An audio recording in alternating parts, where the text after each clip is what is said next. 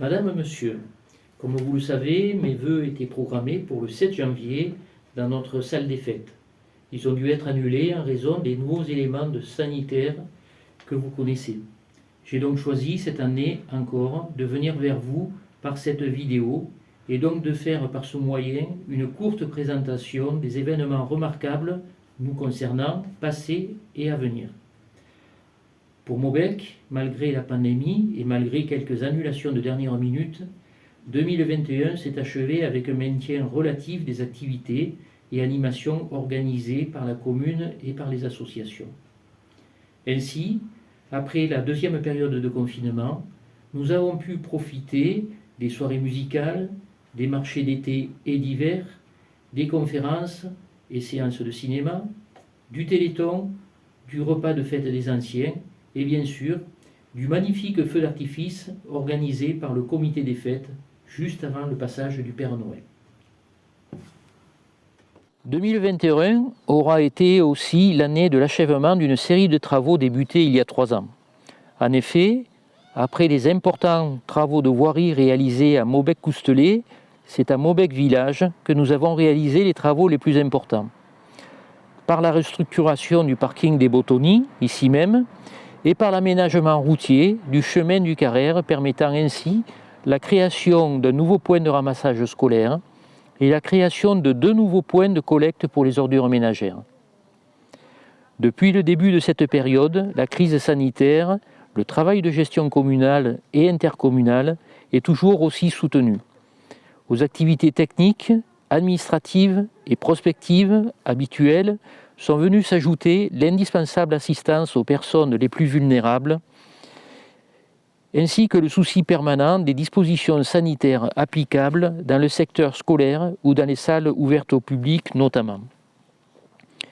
Je remercie les élus et les agents, mais aussi toutes les personnes bénévoles qui, au cours de cette année, ont contribué à maintenir notre village dans la situation la plus habituelle et la plus favorable possible. Je ne souhaite pas rentrer dans le détail de tous les éléments liés à la pandémie, mais en illustration de cette vie publique perturbée, je souhaite quand même vous souligner 4 indicateurs très marquants. 23 368, c'est le nombre d'entreprises vauclusiennes qui ont reçu au total plus de 383 millions d'euros de fonds de solidarité de l'État. Les 3 secteurs qui en ont le plus bénéficié sont l'hébergement et la restauration, le commerce général et la culture. 8 000, c'est le nombre de dossiers en Vaucluse qui ont bénéficié au total de plus de 1 milliard de prêts garantis par l'État. 16,7%, cette fois, c'est la diminution pour notre commune de la dotation globale de fonctionnement allouée par l'État. Et enfin, et bien sûr, 2575, c'est l'énorme taux d'incidence pour 100 000 habitants en Vaucluse cette semaine encore. Vous le voyez, tous ces chiffres démontrent la grande adaptation qui a été et qui sera encore nécessaire pour 2022. Le Covid nous affecte collectivement dans notre santé et dans notre société. Il n'y a donc que par la volonté de tous que nous nous en débarrasserons. À cet instant, je pense au travail effectué par nos soignants, qu'ils soient en milieu hospitalier, en secteur privé ou œuvrant en centre de vaccination. Ils sont tous très dévoués et méritent tous nos remerciements. L'effectif de notre commune est aujourd'hui stabilisé à 1920 habitants, soit une petite diminution de 13 habitants par rapport au recensement précédent. Cela correspond à notre volonté de privilégier la qualité de vie et de l'environnement plutôt que l'ouverture à la construction. C'est une bonne chose, mais pour l'instant, il faudra aussi penser à anticiper à moyen terme et refaire un point de situation afin de ne pas tendre vers une moyenne d'âge trop élevée et un effectif scolaire trop à la baisse. 2022 verra de nouveaux travaux se réaliser. Pour la communauté Luberon-Monne-Vaucluse, cela concernera plus particulièrement le début du chantier de Naturalub, qui permettra ainsi d'accueillir sur le site de Cavaillon de nouvelles entreprises de portée régionale et nationale, et ainsi permettre une création d'emplois au bénéfice de l'ensemble de notre bassin d'agglomération.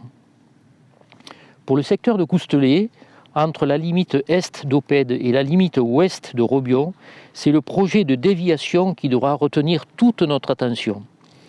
Le 15 octobre, j'ai eu l'occasion de vous présenter les plans techniques de cette déviation lors de notre rencontre publique annuelle. Vous le savez, avec mes collègues maires, nous sommes opposés à l'architecture envisagée pour cet ouvrage à 4 voies.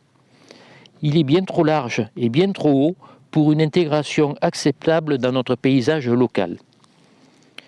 Nous avons dans un premier temps obtenu le report de l'enquête publique. Cette semaine encore, nous étions en réunion de travail et j'ai aujourd'hui bon espoir pour que ce projet soit revu dans un dimensionnement plus raisonnable ou dans un dispositif différent, plutôt basé sur le flux en transit. Bien entendu, je ne manquerai pas de vous tenir informé des évolutions à venir et, si nécessaire, je vous solliciterai aussi afin de mener une ou des actions de désapprobation. Enfin, plus étroitement, c'est à Maubec Village que quelques travaux seront réalisés cette année.